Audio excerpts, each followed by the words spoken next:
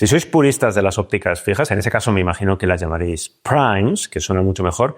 Yo creo que es mejor que dejéis ya mismo de ver este vídeo, y no solo porque igual os enfadáis, sino sobre todo porque igual caéis en la tentación al descubrir que hay una forma de vivir, de viajar más cómoda, más ligera, más sencilla, porque sí, luce mucho llevar en la mochila y sobre todo decirlo un 24, un 35, un 50, un 85. Yo os entiendo, porque yo a veces también hago el papelito este, no, yo solo disparo con objetivos fijos.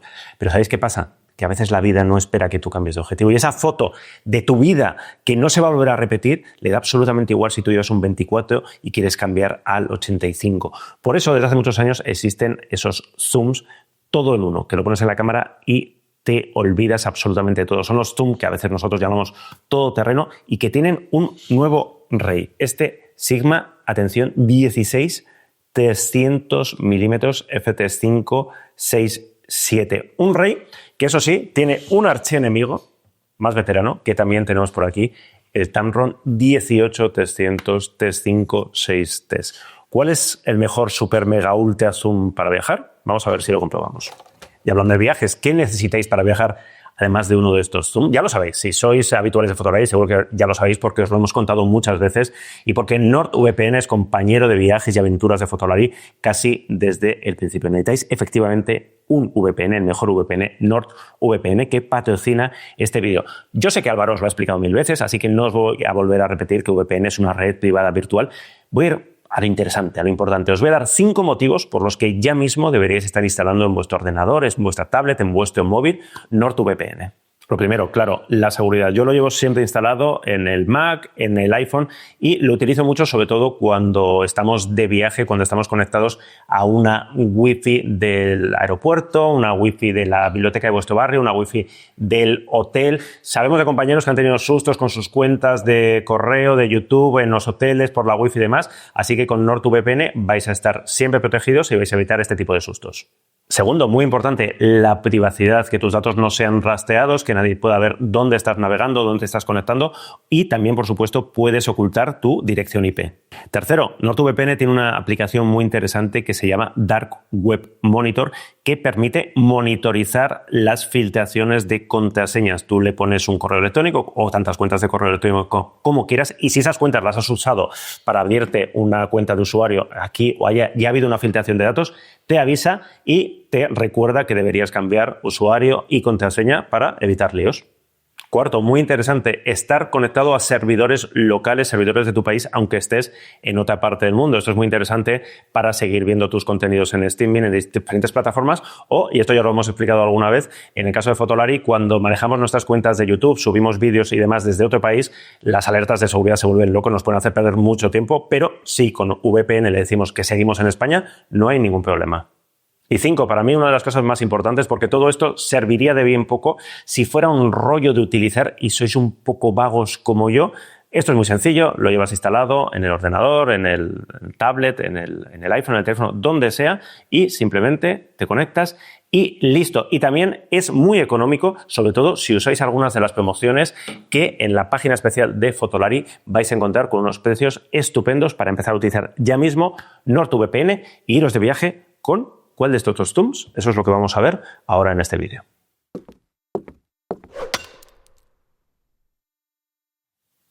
Estaba yo pensando que en esta casa siempre hemos llamado a este tipo de objetivos todoterreno, pero cuando he dicho super zoom me ha sonado como así como más potente. No sé qué opináis, pero por aquí había diferencia de criterios, super zoom, ¿no? El nuevo héroe fotográfico.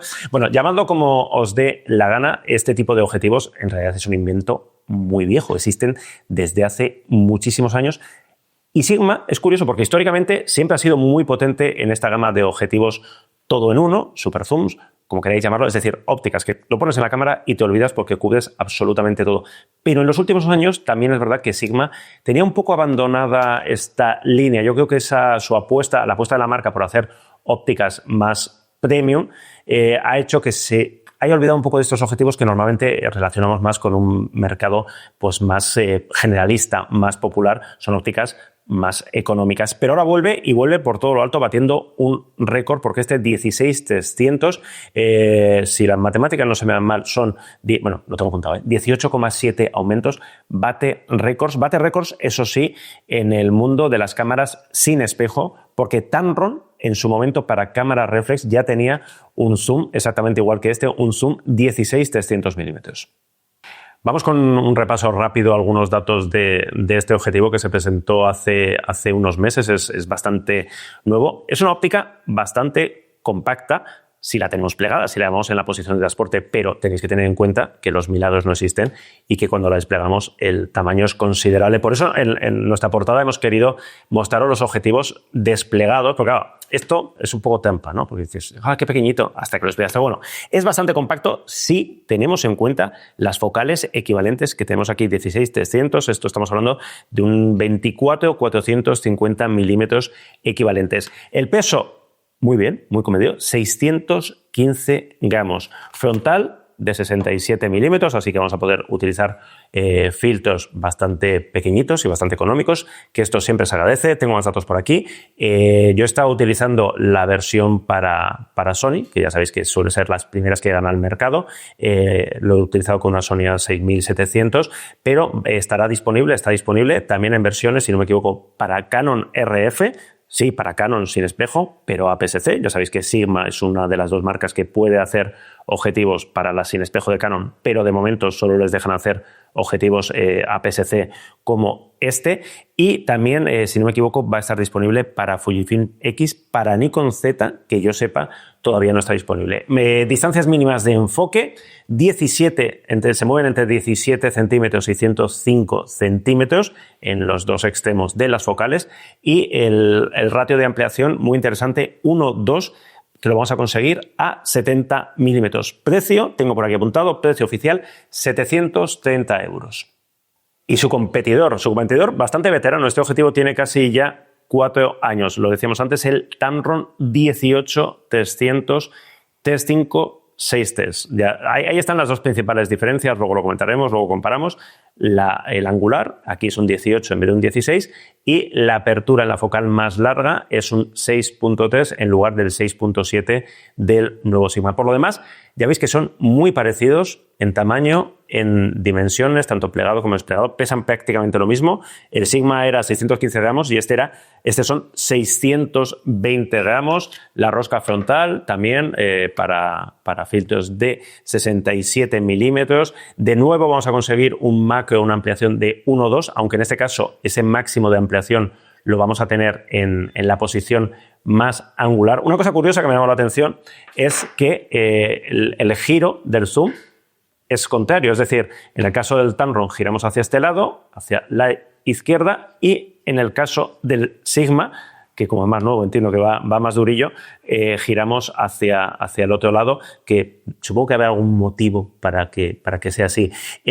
Como soy bastante mal pensado, os estáis diciendo, seguro que salen los dos de la misma fábrica. Pues mira, en este caso es seguro que no, porque el Sigma se está fabricado en Japón, como todos los objetivos de Sigma, Made in Aizu, que ya sabéis que es la fábrica donde estuvimos visitando. Y en el caso del Tamron, no sé dónde está fabricado, supongo que estará por ahí el dato, que no hay nada que esconder, pero indican diseñado en Japón. Ya sabéis que cuando se pone diseñado en Japón significa que, pues como los iPhone, ¿no? Diseñado en California, pero fabricado en China, en este caso no sé si en China, pero bueno, que tengáis ese dato. Y precio un poquito más barato, también es verdad que como tiene 4 años, pues ahora ya lo vais a poder encontrar por unos 650 euros, un poquito menos. Como os decía, el Sigma 16-300 lo he utilizado con la Sigma A6700. Llevo unas cuantas semanas con él, la verdad es que lo he paseado bastante. Y si queréis un resumen rápido mientras veis algunas de las fotos que he hecho, que como siempre las podéis ver y descargar a máxima resolución en nuestra web, en fotolari.com, está muy bien. Es un objetivo muy práctico, muy cómodo, perfecto para viajar. Te olvidas de la óptica porque sabes que lo vas a tener todo. Pero lo que os decía antes, pensad que nos movemos entre equivalencias de 24 a 450 milímetros. Me cuesta mucho pensar en escenas que se salgan de ese rango de focales. Y por resumirlo, la relación entre calidad, precio, comodidad está muy bien. Es una óptica que ofrece unos resultados muy decentes si somos conscientes de lo que tenemos entre manos y de los sacrificios que hay que hacer cuando tenemos un zoom tan potente. ¿Significa eso que es una óptica perfecta? Evidentemente no es una óptica perfecta, ni lo pretende ni lo insinúa. Si veis por ahí que nos dice, es un objetivo buenísimo, no es un objetivo buenísimo porque es imposible hacer un zoom de 18 aumentos que sea buenísimo. Es un objetivo equilibrado que tiene sus problemas. Nos hemos encontrado con aberraciones geométricas, es decir, hay distorsión tanto en angular se nota bastante, como en el teleobjetivo, que están bastante bien corregidas. El viñeteo está bastante bien corregido. Siempre hablo de corregido porque yo entiendo que aquí hay un trabajo de entenderse con la cámara y corregir esas posibles limitaciones. Las esquinas de la imagen, cuando estamos trabajando a máxima apertura, y pensad que las aperturas no son ninguna maravilla, con lo cual vamos a trabajar la mayoría de las veces a máxima apertura, son un poco blanditas. Es decir, si en angular queremos que las esquinas estén mejor, pues en vez de disparar a 3.5 vamos a tener que cerrar a 5.6. Con el teleobjetivo, pues también los resultados a 300 milímetros no son extraordinarios. Lucen muy bien si estamos trabajando con objetos muy cercanos que ocupan todo el plano, pero si es una escena un poquito más amplia, pues ahí sí que vamos a ver un poco las costuras del objetivo, es decir, ese precio que tenemos que pagar por tener absolutamente todo entre las manos.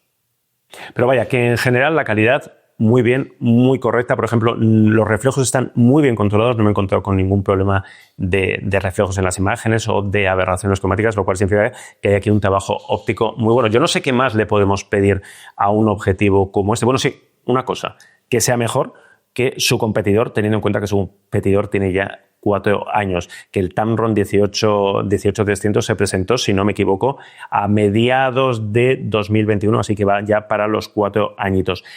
Los hemos comparado. Ya os aviso que hay más parecidos que diferencias, es decir, que las diferencias las vamos a tener que buscar con lupa en las especificaciones, en el rendimiento y en la calidad de imagen. Alguna cosita interesante hemos encontrado, que ahora os la contamos. Pero la principal diferencia yo creo que son esos 2 milímetros de angular, que estáis pensando, qué exagerado, 2 milímetros. Ojito, porque esos 2 milímetros convertidos, aplicado el factor de multiplicación focal, nos llevan a hablar de un 24 milímetros equivalente en el caso del Sigma y de un 27, casi 28 milímetros en el caso del Tamron.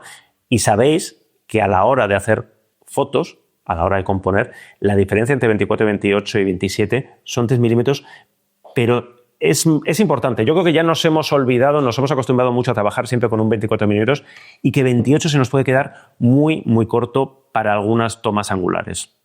Ahí estáis viendo algunas fotos de, lo primero, el recorrido de zoom que nos permite el nuevo Sigma 16-300 de esos 24 a los 450 milímetros. Te acostumbras rápido. Es verdad que una vez que lo tienes, pero los primeros días que estás trabajando con él, realmente te sorprende ese alcance. Hemos repetido esos disparos, intentando igualar las condiciones, con el Tamron 18-300 y lo que os decía, los resultados son bastante parecidos. ¿Hay diferencias? Sí, si sacáis la lupa y hacéis un poco el friki como nosotros y buscáis al 100, al 200%, vais a ver pequeñas diferencias. A mí me ha convencido, me ha gustado un poquito más el Tamron. Resuelve un poquito mejor el contraste, el nivel de detalle, tanto en el centro como en las esquinas, sobre todo en los dos extremos de focal, tanto en el angular como en el teleobjetivo. A 50 milímetros, por ejemplo, que ahí estáis viendo también alguna foto comparada, las diferencias son mínimas. Es decir, yo sin saber qué archivos de cada uno, me costaría mucho diferenciarlos y en todo caso poder elegir uno como el mejor. Ahí estáis viendo también otra foto a 100 milímetros donde el Tamron da un poquito mejor y sobre todo me ha servido para descubrir una cosa. La diferencia de luminosidad del Tamron, el Tamron es un poquito más luminoso, ese 6.3 en vez de 6.7 en 300 milímetros, no solamente se da en 300 milímetros, sino que ya a 100 milímetros el Tamron abre a f5.6 y en el caso del Sigma creo que nos vamos a f6.3. No es mucha diferencia, pero ese es el dato y yo os lo cuento. Más cosas que hemos comparado. El estabilizador de imagen. La buena noticia es que los dos tienen estabilizador de imagen. En el caso de la 6700, a eso le tenemos que sumar el estabilizador de la cámara, que sinceramente no sé qué grado de conexión, de compatibilidad, de entenderse tienen. Resultados. A 300 milímetros, en la focal más larga, he conseguido sacar fotos con el Sigma a un 20 de segundo, bastante, no perfectas, pero bastante aprovechables. Es decir, estaremos hablando de unos 4 pasos. En el caso de Tamron he notado que el rendimiento estaba un poco por debajo, igual casi un punto por debajo. Siempre he podido disparar a velocidades, a la misma velocidad me salía bastante más trepidadas, ahí estáis viendo algunos ejemplos, me han salido bastante más trepidadas las fotos del Tamron en diferentes situaciones. Es decir, he disparado a 300 con la cámara pegada a la cara, pegada al ocular, que ya sabéis que siempre nos da un puntito más de sujeción de agarre, y también he repetido el experimento a 200 milímetros con la cámara separada, encuadrando desde la pantalla, y en todos los casos el Sigma ha dado ese casi puntito más de estabilización que lo que he obtenido con el Tamron. Enfoque automático. Buenas noticias, los dos enfocan estupendamente, muy correctamente. No son los objetivos más rápidos del mundo enfocando, no lo pretenden, no buscamos eso en unos super zoom como estos, pero ahí los estáis viendo en acción. Se defienden muy bien en seguimiento con los algoritmos de detección. Tanto el Sigma como el Tamron es capaz de detectar la cara, los ojos. Me da la sensación de que el Sigma es un poquito más ágil, lo cual no me sorprende. Estamos hablando de una óptica actual frente a una óptica desarrollada hace 4 años, y en una prueba que nos gusta mucho hacer, porque la detección de cara y de ojos cuando la persona ocupa todo el plano es relativamente sencilla, pero las cosas se complican cuando tenemos una escena mucho más amplia. Ahí estáis viendo cómo la óptica de Sigma es capaz de detectar a Emma, que estaba posando para las fotos, antes con focales más angulares que el Tamron, que le cuesta un poquito más, pero ya os digo que los dos muy correcto y que no es algo que nos sorprenda, porque Tamron tiene ya unos añitos y esto en este tipo de tecnologías, de algoritmos y tal, se nota.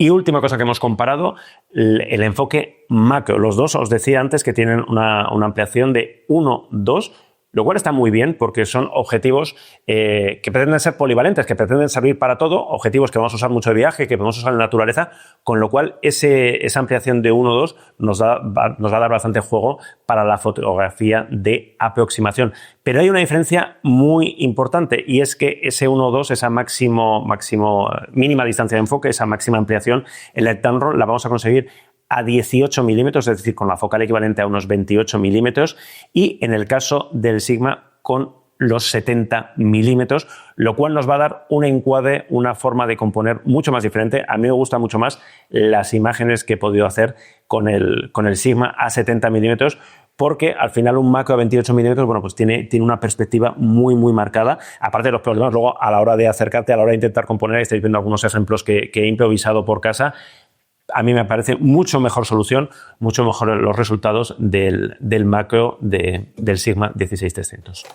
Y entonces, ¿con cuál nos quedamos? La buena noticia es que los dos son muy parecidos, resuelven muy bien lo que les pedimos. Lo que pedimos son una óptica todoterreno como estas, así que sea cual sea vuestra elección, podéis estar tranquilos porque no vais a tener ningún problema. Si comparamos los resultados, ya habéis visto que el Tamron resuelve un poquito mejor, gana por un poquito, insisto, metiendo lupa 100%, 200%, si hablamos de la calidad de imagen, pero pierde en apartados como el estabilizador, como el macro, y está un poquito por detrás en el enfoque. Así que es cosa vuestra decidir si es más importante ese mínimo detalle en la calidad, o cosas como el macro, como el estabilizador, como el enfoque. De todos modos, a mí la diferencia principal, lo que me parece que puede inclinar la balanza y que en mi caso me haría decantarme claramente por uno de ellos, son esos 2 milímetros en el angular, que insisto, son muy poco, pero la diferencia entre un 24 y un 27, casi 28,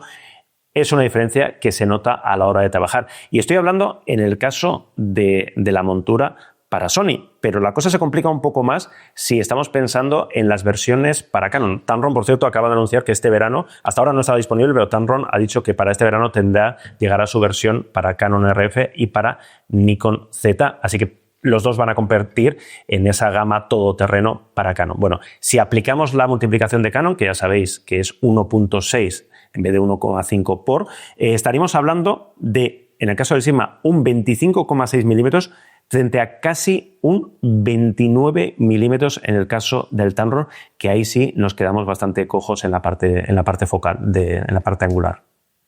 ¿Qué otra cosa os voy a decir? Sigma y Tamron, si es por mí, yo puedo sobrevivir sin los 300 milímetros. Yo con 250 milímetros de focal máxima sería igual de feliz, pero sería mucho más feliz con un 14 milímetros en vez de un 16 milímetros. Un 14 milímetros que nos quite ese sufrimiento de la conversión de que si es 24 o que si es 28. Evidentemente yo sé que seguro que lo podéis hacer, pero que eso sería una óptica pues más grande, más cara, más compleja. Así que volviendo a lo que sí que tenemos en el mercado, si hay que elegir, yo creo que teniendo en cuenta, además, que los precios son bastante similares, 6,40 y 7,30, 6,40 euros el Tamron, que ya tiene unos añitos, con lo cual ha tenido un margen para bajar el precio, yo ahora mismo, esos 2 milímetros de angular, me quedaría con el Sigma, también por el tema de la edad de los objetivos. Yo me imagino que en alguna mesa de ingenieros de Tamron ya estarán pensando, no sé si trabajando, en la siguiente generación de esta óptica, mientras que el Sigma está pues casi prácticamente recién llegado al mercado. Así que, si me preguntáis mi opinión, los dos están muy bien, pero si me tengo que quedar con uno, ahora mismo, yo me iría a por el nuevo Sigma 16300.